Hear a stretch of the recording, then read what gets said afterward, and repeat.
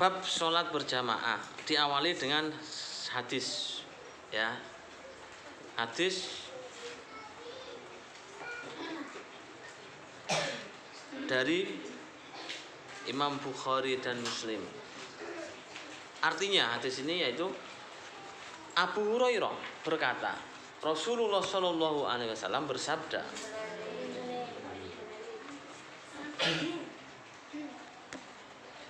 sholat seorang laki-laki, sholatnya wong lanang, dengan berjamaah itu lebih banyak pahalanya daripada sholatnya di rumah. Dan sholat yang dilakukan di pasar sebanyak 25 derajat. Jadi orang laki-laki, ini orang laki-laki bukan orang perempuan ya. Kalau perempuan beda nanti. Nek orang laki-laki itu memang berjamaah itu sangat dianjurkan. Tapi kalau orang perempuan nanti ada pengecualian. Jadi bagi orang laki-laki itu berjamaah lebih banyak pahalanya daripada sholatnya di rumah atau sholat yang dilakukan di pasar-pasar. Sebanyak 25 derajat. Kemudian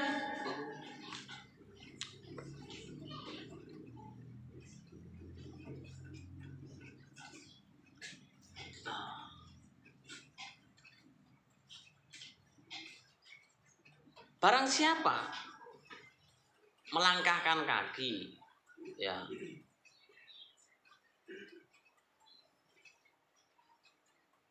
ke masjid,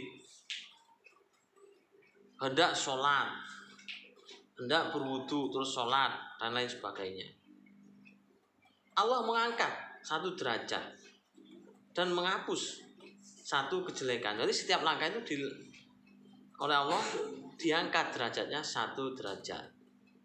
Kemudian 1 langkah lagi dihapus dosanya atau kejelekannya. Maka ada yang mengatakan, beberapa ulama, kalau sholat di masjid yang sholatnya itu jaraknya cukup jauh, itu semakin baik daripada sholatnya yang dekat. Karena tadi ini selangkah demi selangkah itu dosanya dihapus dan kejelekannya, dosa dan kejelekannya dihapus, kemudian derajatnya diangkat tiap langkah demi langkah. Ini langkahnya orang yang memang niatnya untuk sholat ke masjid, bukan untuk yang lain. Ini sholat.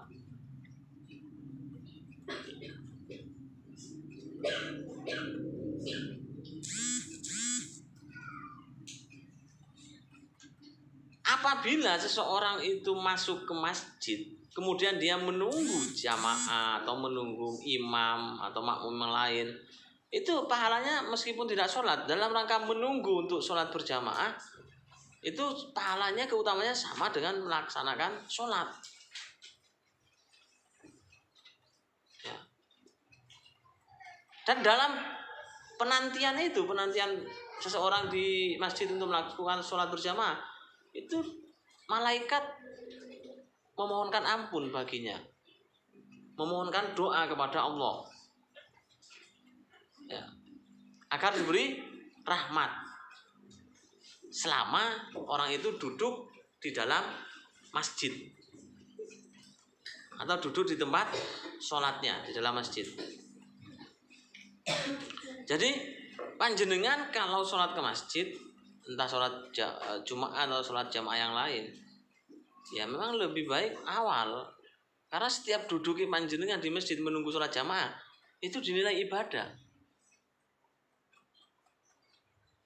Duduk menanti sholat berjamaah ini dinilai ibadah. Makanya kalau orang zaman dahulu, orang tua-tua zaman dahulu atau ulama zaman dahulu, Jumatan itu jam-jam 10, setengah 11 sudah berangkat.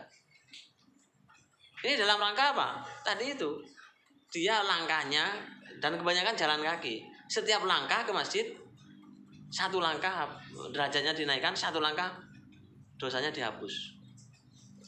Ketika di masjid dia berzikir atau berdoa sambil menunggu sholat berjamaah, itu dinilai ibadah dan malaikat mendoakan. Ini keutamaannya. Beda dengan anak zaman sekarang atau orang-orang milenial. Kalau tidak qomat tidak berangkat ke masjid. Bahkan khutbah pun nek ora qomat ora berangkat ke masjid. Ngono-ngono obat ning jopo. Nah, ini tidak ada keutamaannya. Ini yang diutama itu masuk ke masjid. Anjuran lihat kalau di sekarang ini banyak anak-anak muda itu nunggu khutbah di pinggir jalan.